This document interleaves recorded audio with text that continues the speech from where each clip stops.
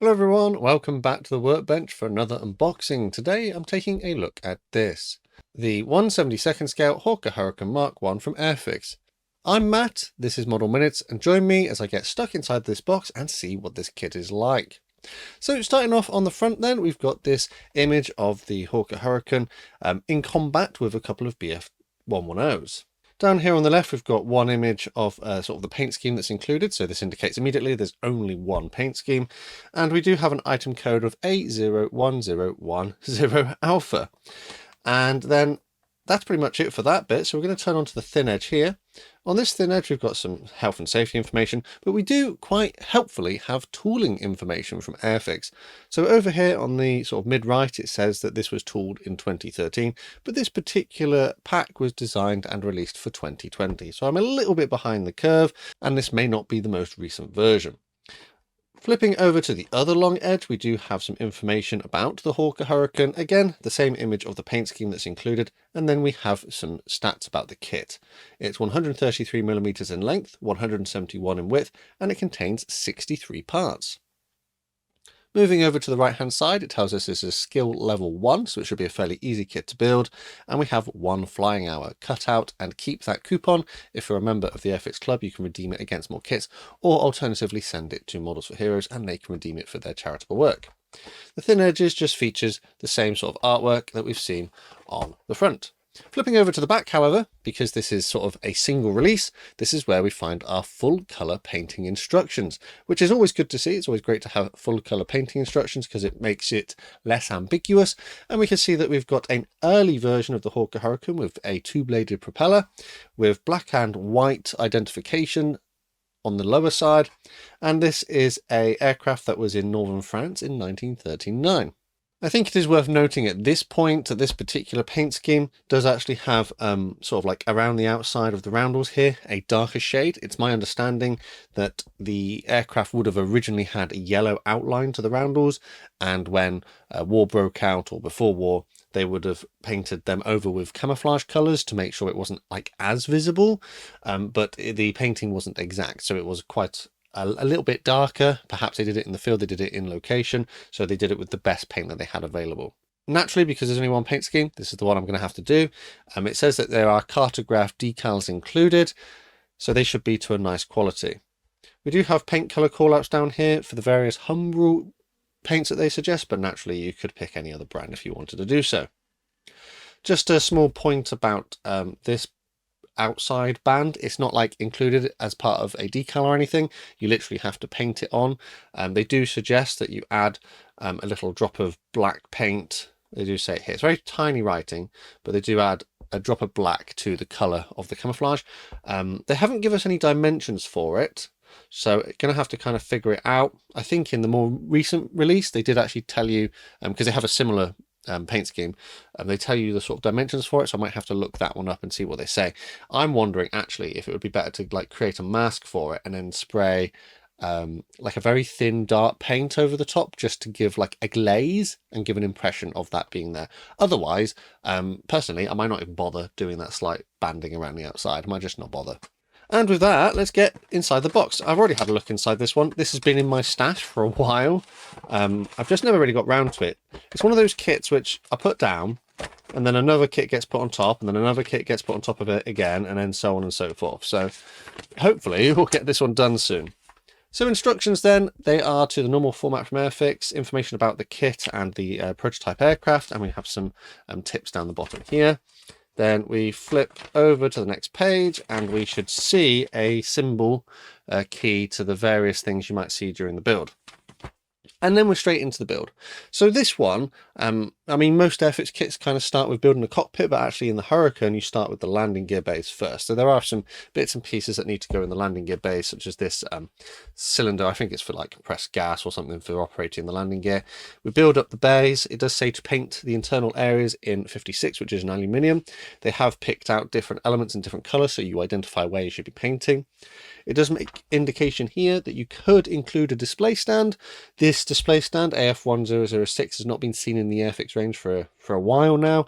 There are alternatives out there, 3D printed ones in particular. And if you do want to install it, you have to open up one hole. There is a hole here, which would be for a landing light, I'm pretty sure, or a navigation light of some sort. And that would just not be input at that point. So you could put those standing instead.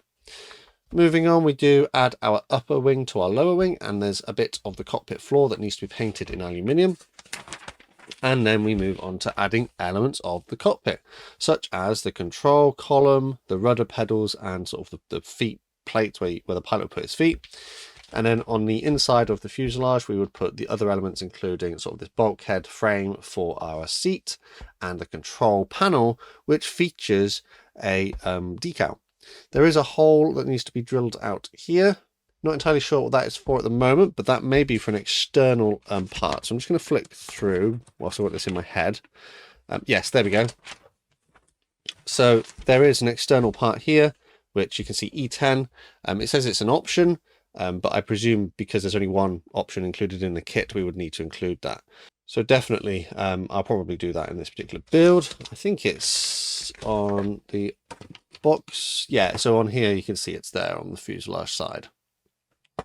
That's not something we normally have to do. If you've done the later version of this kit, as in the Mk.1 with a 3-bladed propeller, I don't think that bit is needed. So we've installed our sort of cockpit components inside, and then we add our fuselage, and then we can add that to the wings, and it sort of all sandwiches it together. Then we come on down, we need to add our lower side to our fuselage. This kit has been designed to have different ones, so it can represent different sort of variants, and obviously we need to make sure we put the right one in. Then our tail surfaces, then our sort of air intake for our radiator goes in, and then there is some more components for the landing gear bays. At this point, you could include your landing gear for your tail wheel. I'm probably going to leave that off until after painting, but there is an air intake here. Progressing through, we do have the option to have our landing gear in the lowered position. I may use this as a mask, because once you've painted the inside of the landing gear base, you could potentially use that as a mask part. Or alternatively, if you want to have your landing gear lowered, you can install your landing gear legs here, but I will probably do that after painting. I'm thinking that I'm probably going to do this one wheels down, although you do get a pilot included, because there's no display stand and I'd have to use a 3D printed one. I'm probably going to go wheels down on this particular build, but I haven't quite decided yet. I might change my mind as I get to that point. Pitot tube gets glued into the lower wing, and then we come to our 2-bladed propeller. If we're careful with our glue at this stage here, we should have a freely rotating prop. But what is quite handy about this is the way they've designed it means that you don't have to install it before you do your painting. You could actually paint this and then add it right at the end of the build, which means that you don't have to sort of decide whether you're going to leave it off or put it on and maybe not have it functional. We have clear parts for our leading edge landing lights. We have engine exhaust, which I'll probably leave off until the end. That optional part we mentioned earlier, which I will include, you had to drill a hole for it in the cockpit. We have a crew figure, which is always great to see. We have a aerial mast, which needs to be glued into place, and then we have our canopy. I think it's worth noting that the canopy, although it comes in 2 parts, it doesn't make indication that you can actually display this in the open position. I think with a little bit of modification, you could push that back, but my concern is that it sort of is a bit tight and it won't sit quite correctly. And that's it for the instructions. Fairly straightforward, fairly simple. I have built this as the gift set version a couple of times, and also an earlier boxing as well. And I remember it being quite a nice kit to build. Next one, we've got the decals here. Not a very big sheet of decals, quite small. You only get the one paint scheme, so that's understandable. We do have our control panel, we have some little stencils and things, and then we have our main identification markings and roundels. So these are printed to a nice quality. There isn't anything really like excessive decal film. Cartograph make really nice decals, and I can't see any sort of printing blemishes or any misalignment. So we call that registration, where the sort of colours line up neatly. Everything seems to be centered and well reproduced, so that's pretty good. If you don't like doing decals, this will be quite a fairly straightforward kit to do, I think, because there's not that many there. It should only take maybe an hour tops, I imagine, to do that.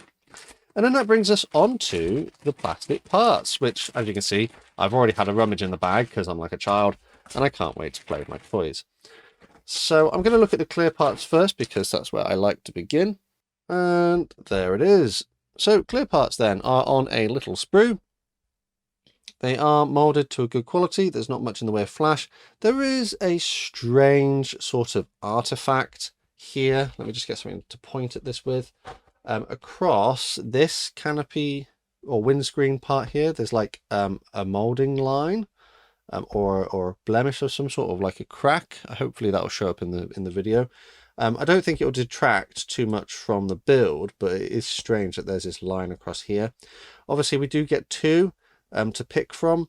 I think they are for slightly different variants, but I suppose if you're not happy with that one, you could just use that one. I'm actually going to check the instructions. Which one did they say we needed to use? So they say we need to use F2, which is actually the one without that blemish, so that's fine, that's not a problem. We have our leading edge landing lights here and here, and then our main canopy part there, which is molded to a good quality. There is a slight waviness to the plastic just along here, which may not show up in the video, but I can see it with my eyes. The molded framework is not massively proud, but probably proud enough that if you wanted to use masking tape, you could get a knife in there and follow the line pretty easily. On the whole, not too bad. Maybe not as refined as more modern kits from Airfix, but still pretty good. This then brings us on to the main parts of the kit. We have 1, 2,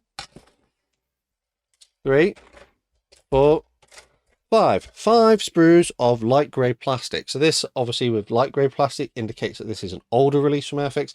They recently moved to dark grey plastic a few years ago, so that sort of immediately dates this a little bit. What we'll do is we'll have a look at them each in turn. And first up we have this one here. This is sprue B, and we have our fuselage halves on it. The detail on this is pretty nice. You can see we've got fabric sort of reproduction. We've got recessed panel lines, which aren't overly thick compared to other toolings of this sort of era from Airfix. There is a little bit of flash in a few places, not a lot, but there is some. It's kind of understandable at this point because this has been in production quite a lot. This tooling is a gift set, or starter set as it once was, so there have been quite a few production runs, but the flash on this particular example isn't too bad. We have some internal details, some ejector pin marks, but they do primarily appear to be on sort of internal surfaces. Perhaps some here in the landing gear legs, but I don't think they'll be noticeable when you add the actual leg. These are the doors. Add the actual leg, I don't think they'll be visible. Tiny little bit of flash in a few places that needs cleaning up. The plastic is relatively dense, and it doesn't feel particularly greasy, which is a nice change. A lot of the Airfix kits recently have been a little bit of mold release on them, but actually this is fine. This is okay. The next sprue then, let's look at the wings. So on here we have, again, recessed details as appropriate. We have ribbing marks for the fabric covered wings. So this represents the earlier version of the Hawker Hurricane, which had the fabric covered wings. I don't think Airfix actually do a metal wing variant. They might do, but if they do, I'm not aware of it. So let me know down in the comments. I think the only one they did was some years ago, probably an old tooling, which would be classed as a vintage classic now. We have our cockpit sort of details, landing gear bays, pilot figure. There he is, looking okay. This, I don't know if this isn't the sort of most recent version of the pilot figure, I don't think, because he looks a little bit bigger. But he does have a flat back on him, so that means he can potentially sit in the chair. Hopefully he goes in without any problems. I can't remember having to remove his legs, but you know, sometimes with generic pilot figures you do have to. Flick over to the other side. We have pretty much the ejector pin marks are on this side, but they're sort of in not visible places, which is pretty good to see. Next one then. This brings us on to the other wing half. So this is our upper wing surface. We need to put stuff in here for our cockpit. Again, you can see the ribbing effect here for the fabric over the wings, which is pretty nice. And then we have other small components, air intake radiators, wheels, landing gear components as well. Pretty nice. Again, flash is not particularly heavy on this.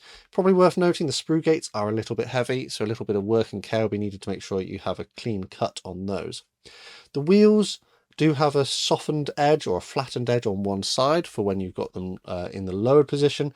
That it simulates the weight of the aircraft being pushed through the tyres and then compressing, so they need to make sure they go on the right way. Yeah, generally on the whole looking pretty nice. And then we come on to these two sprues. So normally in the gift set version, I'm pretty sure you get this one.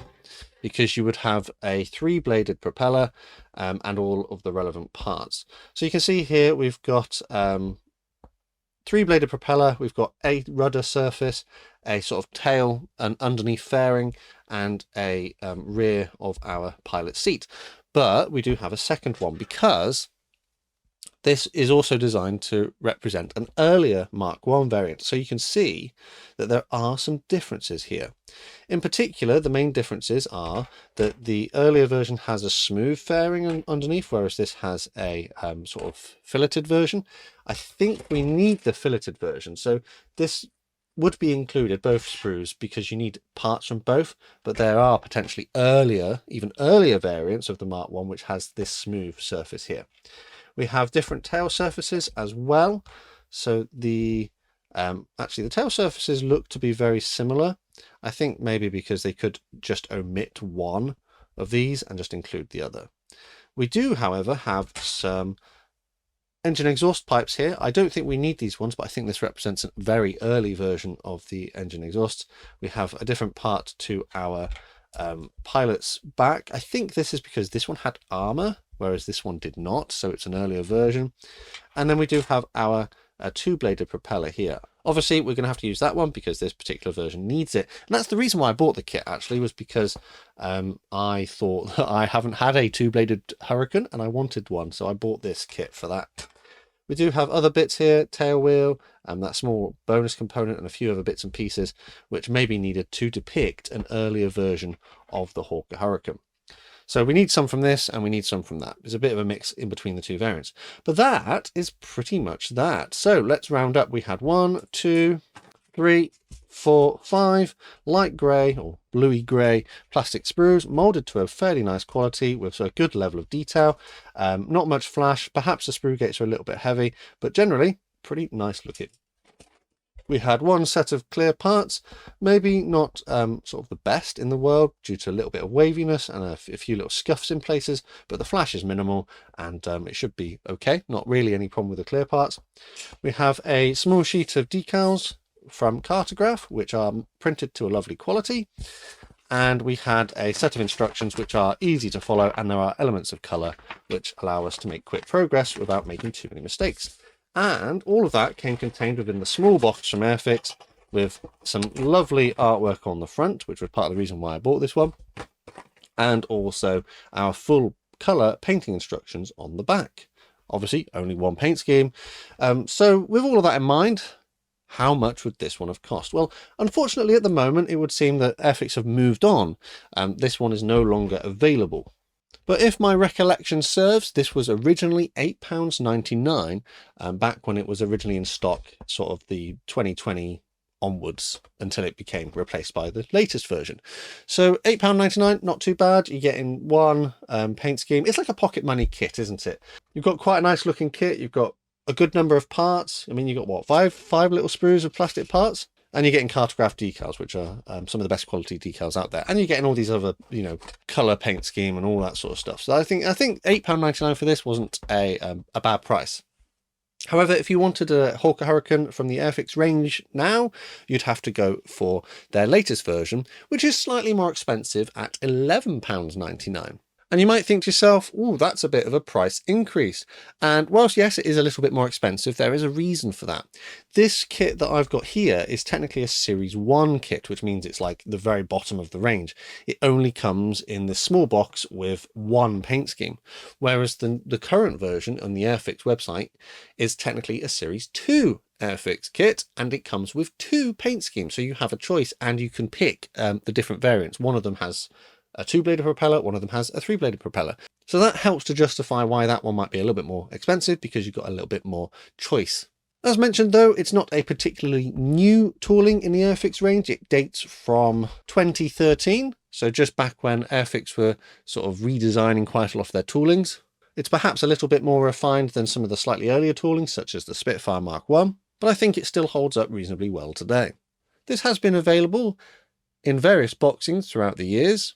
I did actually do the gift set or starter set version a couple of times, and I also did one of the standalone boxings some years ago as well. So I remember this being quite a nice kit to build. Hopefully it shouldn't be too complicated to do. What I'm thinking of doing is well, building it to start with, and then probably spraying white on the lower side, masking the white, then spraying black, then masking the black, and then flipping over to the top and then doing the camouflage scheme. I actually have sort of planned for this kit, and I have purchased a mask set for it. So these are vinyl masks, they peel off and stick on, which should help give fairly neat results. And I did check it is the correct camouflage pattern, because the RAF, or the manufacturers of these aircraft, following RAF sort of specifications, would have an A and a B scheme. So A would be one way, and then the B scheme would be flipped, and it would be the other way around.